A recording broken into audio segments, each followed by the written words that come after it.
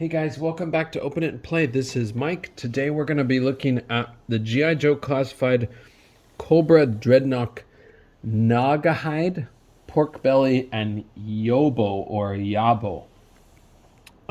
This guy came out a while back, and I actually got him a while back, but I still haven't opened him. I'd like to open him with you today. Gnawgahyde is supposed to be a poacher, and he's kind of a real scumbag. I think he's a poacher in Africa, if I remember right. Well, the Dreadnoks are actually from Australia, so I might be wrong. He might not be in Africa, but I seem to remember something about him from his file card being in Africa. But he's number 125. So the last guy we saw, Torch, was 123. They're really pumping out the Dreadnoks. But Dreadnoks are popular characters, so I can see why they make a lot of them, and they'll probably make alternate versions of some of them. I'm just gonna go out on a limb and say that because they are very popular characters. I would not be surprised at all if they made some retro card versions of some of these guys. Maybe scaled down a little bit in their effects, but I could definitely see retro card re-releases of some of the Dreadnoks. All right, so here he is. Now this guy comes with a boatload of accessories, so you're gonna have to bear with me. This might be a longer video than usual, but we'll try to get started and we'll try to go through nice and smooth. Now, I am a major fan of characters like Indiana Jones and Crocodile Dundee. I really wish somebody would make a Crocodile Dundee 1/12 scale figure. There is no Crocodile Dundee 1/12 figure, but this looks kind of close in some ways. And I think it was not Buzzer. I can't think of which Dreadnok. One of them, I actually thought about buying a second one of him. Come on. To try to make a custom of Crocodile Dundee. But I never did go through with it. But. Okay, here is his sniper rifle. And it does have a silencer on it, which is kind of an interesting choice. But he's ready for war, or he's ready for big game hunting. And it does have a scope here too that you can attach. That does peg in a specific way, so I'm going to try to not do it the wrong way. Usually scopes have the wider side towards the end, so that should be correct.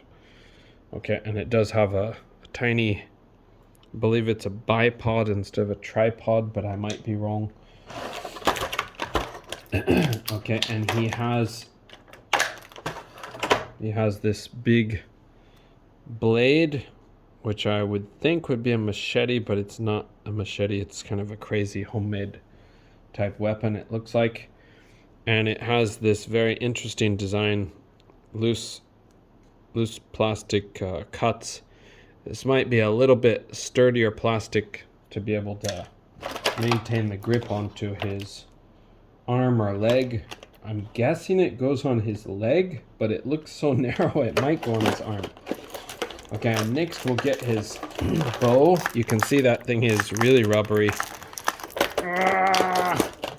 Some of these things are really hard to get out of the package. Whoa! I feel like I'm gonna break it. Okay, it is a very soft plastic, but these parts were really buried in there. But so he's got this bow. It's a little bit too soft of plastic if you ask me. So I am already disappointed in it. But I think it looks quite similar to the design that was on the old figure. So it's interesting how they made it, because it looks like it's composed of more than one piece of plastic. Okay, and then his backpack, which for the life of me, it's a quiver. I was going to say, for the life of me, I can't think of the correct name, but he's got a quiver with 3 rows that are permanently... 3 rows? 3 arrows that are permanently stuck in there. And then he does come with 1 separate arrow here, which I'll try not to break. Okay, 1 extra arrow here, which you can load him up with. Whoop. Okay, it goes in really tight. It's because of the season. Oh, it won't go any further, but anyway, it fits in. It just doesn't slide down as far as I thought it would be. Okay, we're getting closer to the end of his accessories. Let's do... Sorry, this is kind of dark, right? Let's do his backpack / case for his gun. Ugh. Ooh. Okay, so it opens up. Now this might be reuse. This might be the same rifle. Sorry, come on, focus. This might be the same rifle that, oh boy, not sneak peek, low light came with. But I can't tell, honestly. Not familiar enough with that other figure. Okay, and he has these two little knives. Ooh, these are hard to get out. Okay, we've probably seen these before, but to be honest, I'm not positive. There's so many knives in the G.I. Joe range, it's just hard to keep track of all the designs. Okay, so we're out of accessories except for his animal friends. And so we're going to take a look at I should say the least important figure first. That is the character Yabo or Yobo. So it's this little monkey.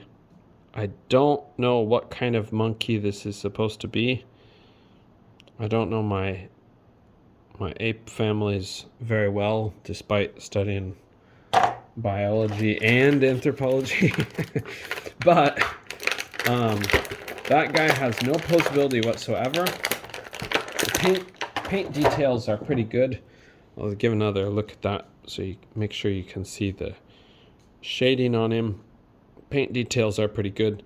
The original figure didn't come with a little monkey guy. It did come with, however, this guy, which apparently they've named Pork Belly. I don't think that was his original name, but it's a really big wild boar. I would guess this guy is supposed to be an African wild boar, but there are wild boars in many places around the world, including Australia, to my knowledge, and including North America, and including Africa. But I would say this species is probably supposed to be depicting the African species, but I don't know very well. I'm not an expert on wild boars, so Japan's got wild boars too. Inoshishi. But anyway, this guy is quite cool, and like a lot of the, not animal friends, but almost animal friends, animal allies for the G.I. Joe and Cobra, this guy has very good posability. So I'm not really sure how to go through it all, but yeah, you can open his mouth and you can rip out his mouth if you want, but it just pops in very easily. You can open his mouth, you can twist him here at the neck, you can twist him here at the neck, though it is a bit tricky. Can go down and up a little bit, not a whole lot. Sorry, I gotta make sure that's actually on the camera. Okay, back, forward, in and out, up and back and up and back. And then he's got this kind of diaphragm joint. Sorry, it's not focusing.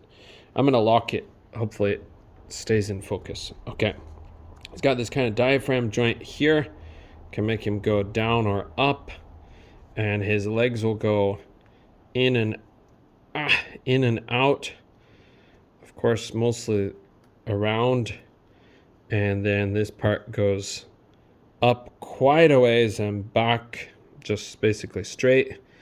And then the last part, back that far, up that far. Okay. And his tail is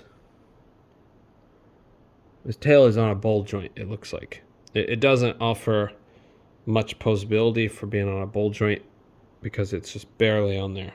Can you see that? I think you might be able to see it. There's just a ball joint in there. Sorry, it depends on the lighting. But anyway, he's got great posability. He's another well-made, well-crafted animal for the G.I. Joe line. They are experts at this by this point. So it's really cool to see. I studied biology, so I really like animals. It's so cool to see so many well-articulated critters. Okay, and we'll finally get to the guy himself. Let's go through his stuff rather quickly so I don't keep you forever. So he's got this probably endangered species type vest made from a skin. His head is on a I can't tell. His head is on a hinge. Okay, it's a hinged ball joint, so it's kind of like a disc hinge ball joint, and his neck moves, but mine is not really moving because of the weather. Warmer rooms, I should say, should let you be able to pose this guy better. But okay, he has butterfly joints that don't really exist. Kind of a typical G.I. Joe classified thing. Okay, he's got a little anarchy tattoo there. His muscles are pretty darn big. And his double jointed pinned elbows will get you that much range. That's pretty good. That's better than some of the past guys we've been seeing. So okay, and his